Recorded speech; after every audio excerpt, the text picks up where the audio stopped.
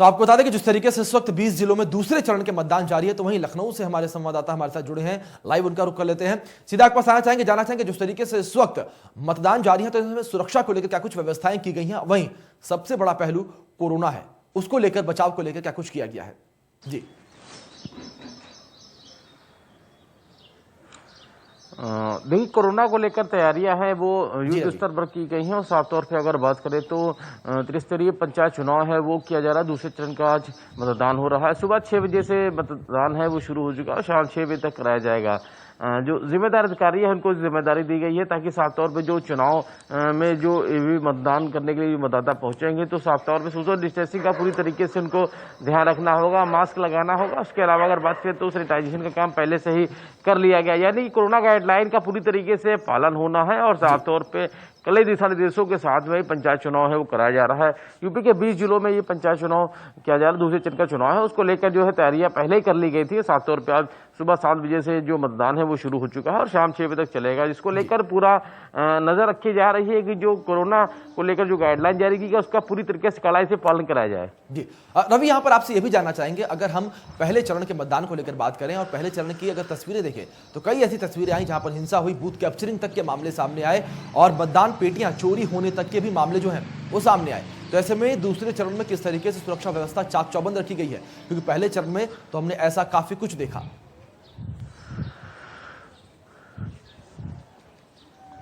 देखिए, पहले चरण के मतदान के बाद अगर बात करें तो दूसरे चरण का आज मतदान कराया जा रहा है। उसको लेकर किसी प्रकार की जो शिकायत है वो ना आने पाए, इसको लेकर लगातार नजर रखी जा रही है। बाकायदा सुरक्षा व्यवस्था की चाक चौबंद इंतजाम किए गए हैं। अगर बात करें तो जो जहाँ भी मतदान हो रहा है वो स्थल पर आसपास पूरी पुलिस की बाकायदा सुरक्षा व्यवस्था के पूरे चाक चौबंद इंतजाम किए गए हैं, यानी कि जो भी लोग मतदान करने के लिए पहुंच रहे हैं मतदाता उनको लेकर पूरा ध्यान रखा जा रहा है, यानी कोरोना गाइडलाइन का पूरी तरीके से पालन हो। सुरक्षा व्यवस्था के पूरे चाक चौबंद इंतजाम किए गए हैं। पूरा जो इलाका है उसको सैनिटाइज किया गया है और बाकायदा मास्क का लगाना अनिवार्य करा दिया गया है। साफ तौर पर बात करें तो सोशल डिस्टेंसिंग का पूरी तरीके से ध्यान रखा जा रहा है। वहीं सुरक्षा व्यवस्था की चाक चौबंद इंतजाम किए गए, इसको लेकर पहले ही समीक्षा वो कर ली गई थी। साफ तौर पर आज दूसरे चरण का जो मतदान है वो किया जा रहा है, उसको लेकर तैयारियां पूरी कर ली गई थी और माना जा रहा है कि साफ सुथरा स्वच्छ तरीके से जो मतदान है वो कराया जाए। इसको लेकर जो तैयारियां पहले कर ली गई तो आज मतदान है वो शुरू हो चुका है। दूसरे चरण का मतदान है वो किया जा रहा है और शाम 6 बजे तक ये मतदान है वो चलेगा। जी बिल्कुल रवि, तमाम तैयारियां जो हैं वो पूरी कर ली गई हैं। आपको रोकना चाहेंगे इसी बीच हमारे साथ हमारे सहयोगी इटावा से अमित मिश्रा हमारे साथ जुड़ गए, उनका रुख कर लेते हैं। अमित, सीधा आपके पास आना चाहेंगे और जानना चाहेंगे इटावा में इस वक्त किस तरीके से तैयारियां हैं और किस तरीके से चाक चौबंद व्यवस्था की गई है प्रशासन की ओर से? जी बिल्कुल अभिषेक, इटावा में भी 7 बजे से मतगणना स्टार्ट हो गई है। तो सुबह से ही सबसे बड़ी बात है, एक अच्छी तस्वीर देखने को मिली कि महिलाओं की और पुरुष की लंबी लंबी कतारें सुबह से ही बूथों पर दिखाई देने लगी हैं। कहीं ना कहीं एक तरह से जो मतदान जो आज का दिन होता है इसको एक महोत्सव, एक उत्सव के रूप में मनाते हैं लोग, उसका एक प्रमाण आज इटावा में भी देखने को मिला है।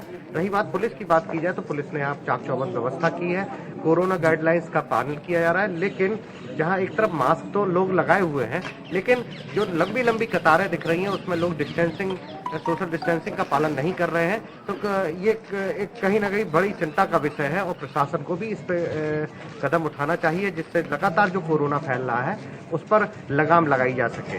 रही बात इटावा में जो यहाँ 471 ग्राम पंचायतें हैं उसमें करीब 4076 लोगों ने इस बार आज उनका भाग्य का फैसला होना है। इसी के साथ साथ 571 बीडीसी मेंबर्स हैं और उनके में भी यहाँ पर करीब 2156 लोगों ने भाग्य का फैसला होना है। और इसके साथ साथ जो जिला पंचायत अध्यक्ष के लिए जो सदस्य हैं वो 24 यहाँ पर जिला पंचायत सदस्य जो की सीटें हैं जिस पर 220 लोगों के भाग्य का फैसला होना है। तो इस तरह से एक तस्वीर देखी जाए तो आज एक बड़ा इलेक्शन होना है जिसमें इटावा जनपद में 9,48,524 मतदाता जो हैं वो आज अपने मताधिकार का प्रयोग करेंगे और अपने लोगों को मतदान करने के बाद उनको लिए जो आज का एक महोत्सव, एक उत्सव है उसको मनाने का पूरी तरह से सुबह से ही एक नई पिक्चर सी दिखाई देने लगी। जी अभिषेक। अमित यहाँ पर अब अगर बात कोरोना की कर ली जाए, क्योंकि जिस तरीके से इस वक्त ये माहौल चल रहा है इस शब्द को कोई भी नजरअंदाज नहीं कर सकता है, तो ऐसे में कोरोना को लेकर किस तरीके की गाइडलाइन दी गई हैं, किस तरीके से दिशा निर्देश जारी किए गए और किस तरीके से हम देख सकते हैं, जिस तरीके से आपके पीछे की जो तस्वीरें हैं अगर उनको हम देखें तो साफ तौर पर लगता है कि आप किसी पोलिंग बूथ पर खड़े हैं। और अब हम आपसे जानना चाहेंगे इस बूथ पर किस तरीके से कोरोना गाइडलाइंस का पालन करवाया जा रहा है, किस तरीके से लोग यहां पर कोरोना से भयभीत होकर मतदान करने आए हैं।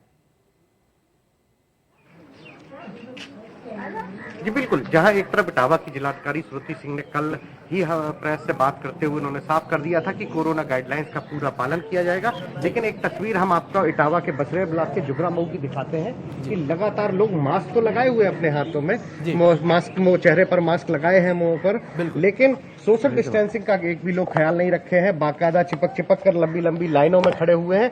इस तरह की तस्वीर कहीं ना कहीं एक तरफ चिंता का विषय है, जहां एक तरफ पुलिस प्रशासन और प्रदेश सरकार ये दावा कर रही थी कि इस बार का जो इलेक्शन है कोविड के गाइडलाइंस के पालन करते हुए कराया जाएगा, लेकिन उसकी कहीं ना कहीं पोल खुलती नजर आ रही है।